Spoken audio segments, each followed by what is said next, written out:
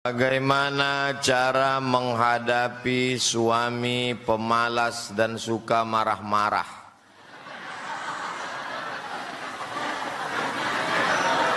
Kok bisa ibu nikah sama dia? Itu namanya percaya kepada takdir baik dan takdir buruk. Dia dapat istri solihah ibu, itu takdir baik. Ibu dapat dia, itu takdir. Tak ada saya bilang gitu. Wahai para suami-suami dan para calon suami, ar-rijalu qawwamuna 'alan nisa. Laki-laki itu pemimpin bagi perempuan. Maka kalian mesti semangat mencari rezeki. Rahimallahu mra'an. Allah merahmati seorang suami, ayqaza zaujahu, yang membangunkan istrinya. Suami lebih dulu bangun malam daripada istrinya. Dibangunkannya istrinya untuk sholat tahajud, untuk bersiap-siap. Bukan istri yang membangunkan suami. Bukan istri yang mengajak suami sholat. Suami yang menjadi pemimpin kepala rumah tangga. Ya ayyuhalladzina amanu, hai suami-suami, hai laki-laki, qu anfusakum, jaga dirimu, wa ahlikum, istrimu, nara, dari api neraka. Laki-laki dikasih harta warisan 2 kali bagian perempuan. Karena laki-laki menanggung nafkah, laki-laki menanggung mahar, laki-laki punya tanggung jawab yang besar. Kalian anak laki-laki, jangan kalian ikut bapak nih. Jadi kalau udah begini macam mana Pak Ustadz? Maka ibu panggil wali ibu. Wali ibu ada 6. Ayah, atuk, abang, adik, abang ayah, adik ayah.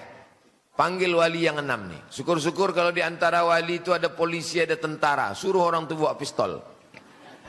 Nah, baru bangunkan laki yang malas-malas marah-marah tadi. Nah, dudukkan dia. Laki malas pemarah. Apa mau kau? Nah, suruh dia tanya apa. Berubah. Jangan ibu hadapi sendiri. Kalian wahai perempuan, jangan menghadapi suami sendirian.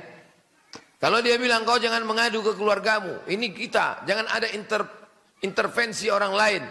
Dia mau melemahkanmu. Kau menjaga anak, mengandung, menyusui, mencari nafkah, menghadapi dia marah-marah lagi, menghadapi dia malas lagi, stres nanti ibu lama-lama. Betul bu? Tengok.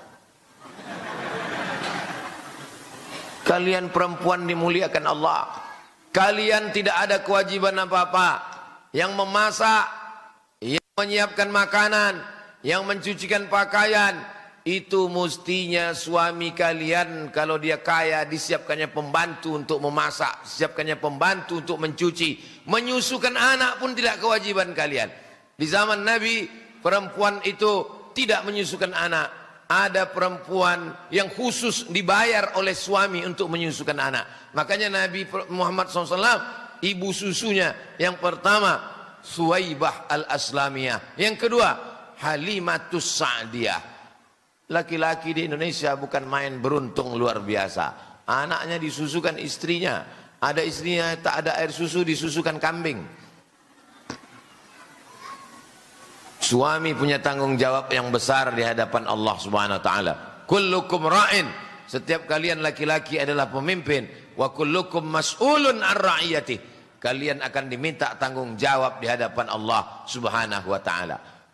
Jadi tak bisa sekedar nyanyi-nyanyi. Ini sekarang banyak kalau ngadu ke ustadz, ustadz, suami saya marah-marah. Ibu nyanyi aja, abang jangan marah-marah, nanti abang cepat mati. Tak bisa, mesti ada tindakan hukum. Makanya untuk menyelamatkan perempuan Indonesia dari suami yang semena-mena, selesai akad nikah, seorang istri disuruh membaca sirat ta'liq. Buka handphone, habis waktu dah. Tulis di situ sirat ta'liq. Ini perempuan ini kalau tak diingatkan dia tak tahu ini.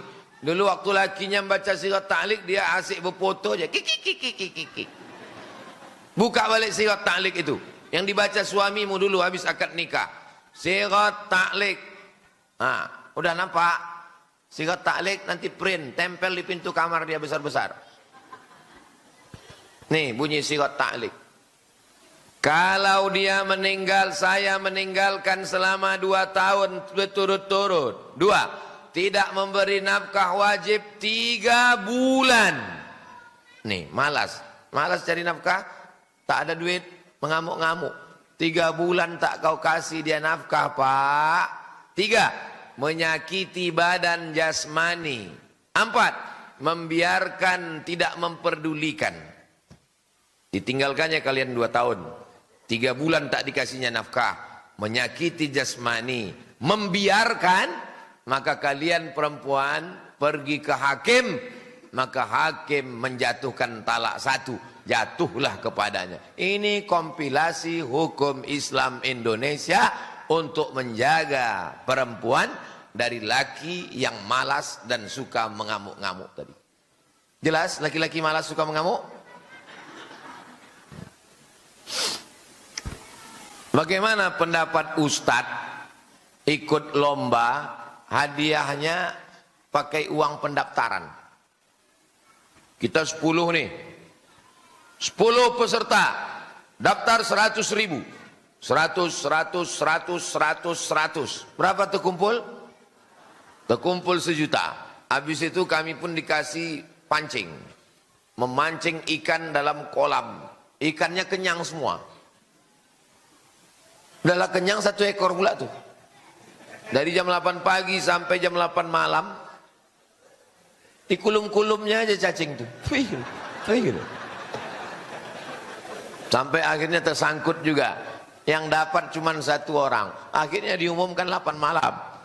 Pemenang juara pancing, Bapak Abdul Somad. Menang saya. Berapa saya dapat untung? 900.000, karena saya bayar pendaftaran 100. Maka itu adalah judi, duit judi.